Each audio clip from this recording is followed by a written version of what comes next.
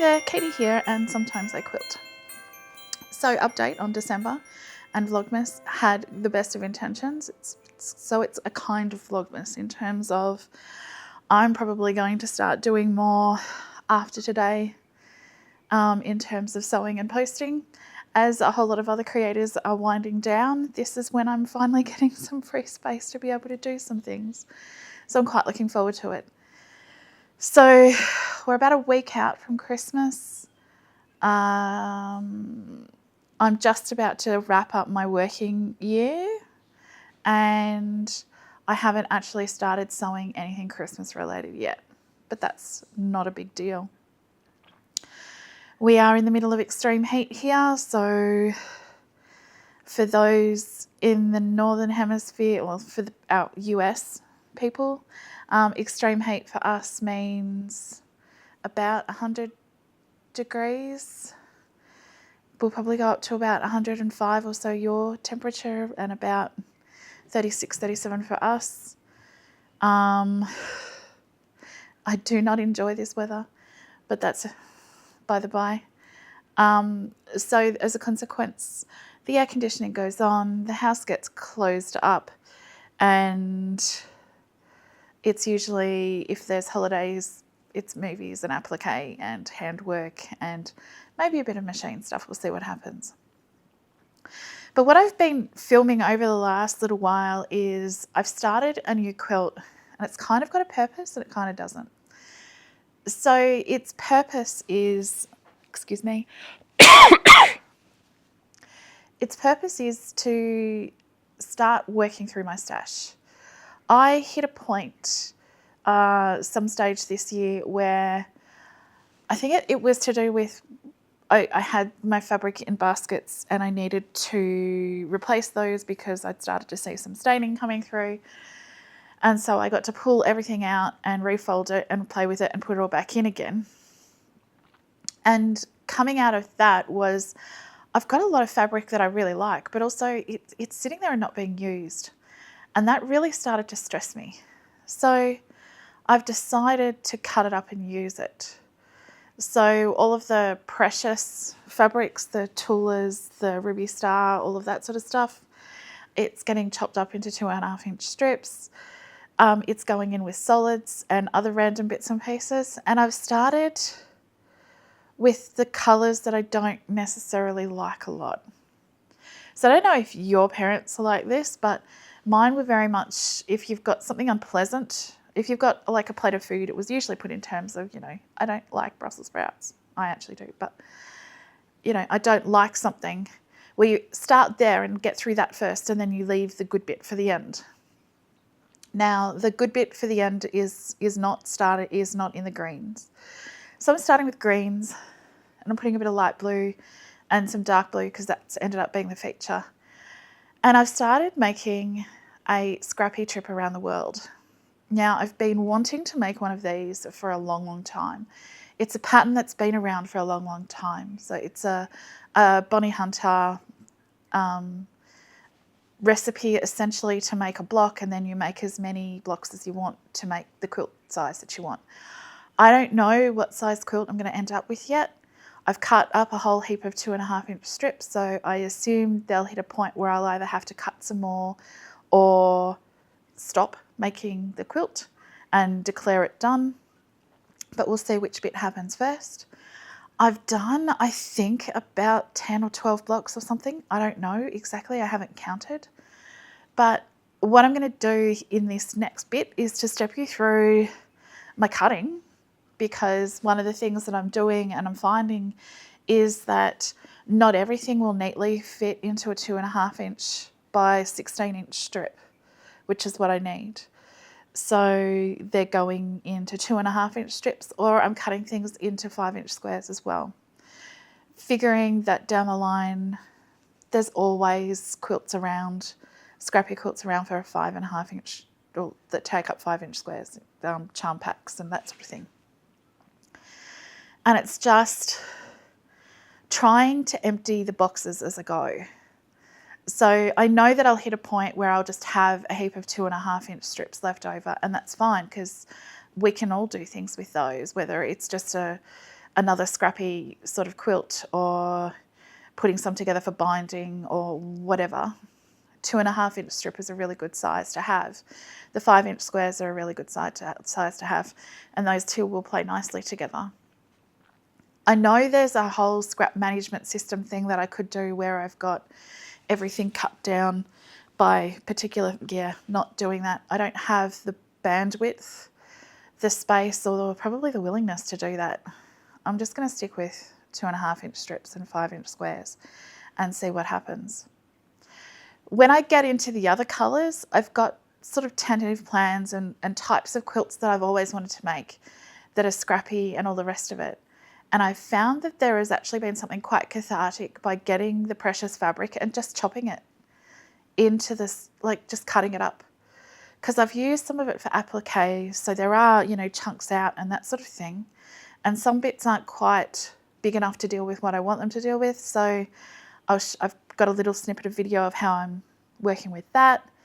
But I found it really interesting that I'm going down, not a huge fan of green. So I'm going down that pathway and looking at my green fabric and cutting it up and trying to use it. At the same time that Kona have announced that their colour of the year is a lovely green colour. And Pantone and their choice of white for their colour of the year. I have thoughts, but they're not for now or for here. But anyhow, so how about instead of me waffling on, we go to Past Me, who's been chopping fabric and sewing things together and cutting things and then ripping things apart and sewing them back together again. So one of the things I'm doing here is I'm taking scrap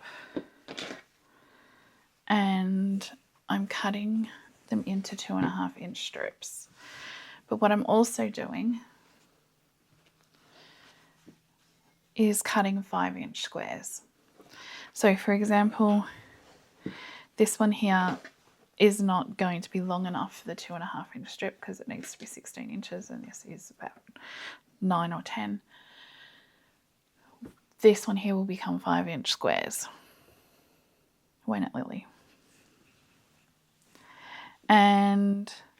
But these ones, I'll probably get a 5-inch square out of them, or 2 if I want, but there's also the 2.5-inch strips. And then when they're getting cut, they're ending up here.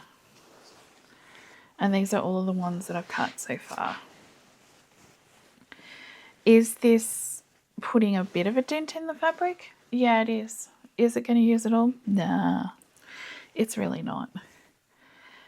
But there's enough of a variety here that we're going to be able to do some interesting things. And the blocks are going to look quite interesting. And I know that some of them are more blue heavy than green heavy, and that's completely fine. But what I am finding, I remember buying this fabric years ago. Some of this fabric is 20 years old.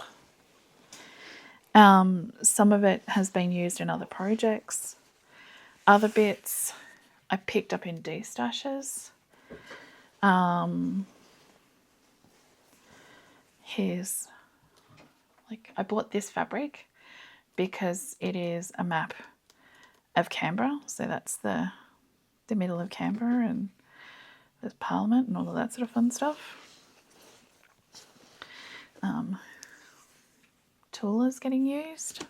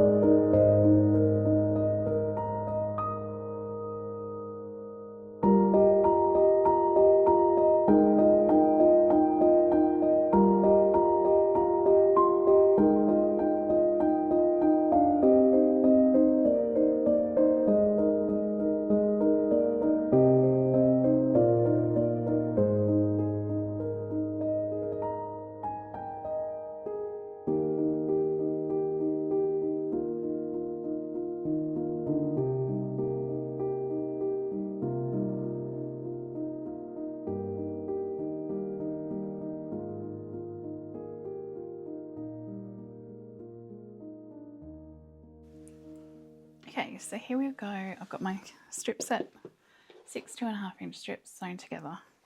Just on the pressing, so you pick one and you press to that one. So when it becomes a loop, it will press that way. So those two are out, in, out, in, out. It becomes a loop and you cut it. What I am finding useful to do is a step here is to cut and neaten up this end, and I'll just pick one of my sew lines to give myself a nice straight edge on one end. And I have changed my rotary cutter blade, which has made a world of difference, so that when it comes time for me to slice it up again, I've got one straight edge ready to go. So I'm just going to go and sew this seam and make it a loop. Okay, so it's about 30 seconds later and we now have a loop. Move the hot chocolate. And I've got, when I say I've got a loop, this is what I mean. Now, instructions on how to do this are everywhere. A reminder, it's originally a Bonnie Hunter thing. When I'm slicing these up, what I'm finding to be more useful is to cut it at 5.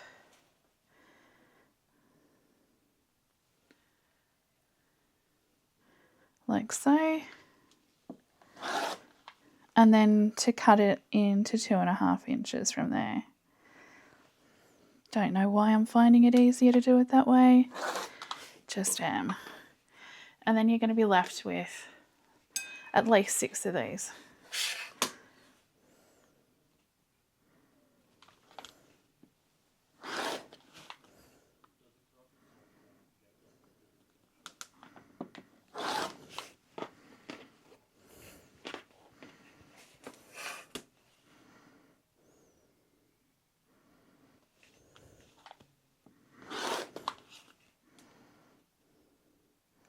Now you can mathematically do this, whatever strip size you like. The maths will work. However, I mean 2.5 is easy. Now I've got my 6 that I need for my blocks here. I've got to this end and I've still got some left over. So what I'm doing here is I'm doing another, and it's going in a basket over there. And then they're being sewn together slowly. So this is what that looks like. So I'm going to have a whole lot of 2.5-inch squares. It might be a bag, it might be a cushion, who knows. Then we get to this bit and I've still got, I can still do a 2.5-inch cut out of that. So I'm going to, I'll pull this bit off, and that's going over there too. So then I'm left with my 6 things here. Now this is where directional fabric can be your undoing, or it can be okay. Now I don't know yet. I think that tulle might be a little bit directional, but I don't know. Yeah, kind of. But its direction could be anyway. What we might do is make a decision. Now, this navy blue square here is going to be the one that works its way through the whole block. So what I'm going to do is to check myself is it goes there, that one there that is there will go down this bottom end, and then I'm just simply ripping them like so. So there, like that.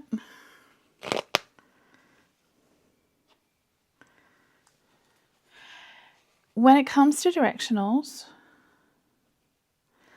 sometimes it might be easier to build the block crossways because it'll give you a greater opportunity. Like if I build this block this way, then my dominant one will go a different direction. And it's all going to come out in the wash, and this is why future Katie is probably going to hate me for the pressing mess that I am making. So, oops. I need it to go that way. This green one is at the bottom.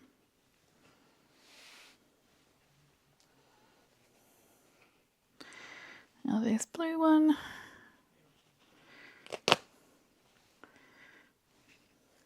And that's what the block looks like when it's laid out. It's not sewn together.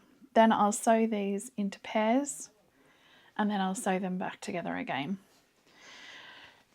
The reason why I was a little bit picky with the pressing is when it comes time to sew these into pairs, I'm going to be able to nest the seams. And what that means is I'm going to be able to press them like that. Sew them like that. So we've got the nesting now. It's not a foolproof way to stop myself and stop my seams from not coming together nicely, but it does reduce the opportunity for error. The other thing I'll just say is that you'll note that different parts of me showing you how I sew this block together have been different blocks. And when it comes to the end, it's not going to matter because it's supposed to be scrappy. All right, I'm going to insert what this quilt looks like laid out on the spare bed at the moment. I quite like the way it's coming together.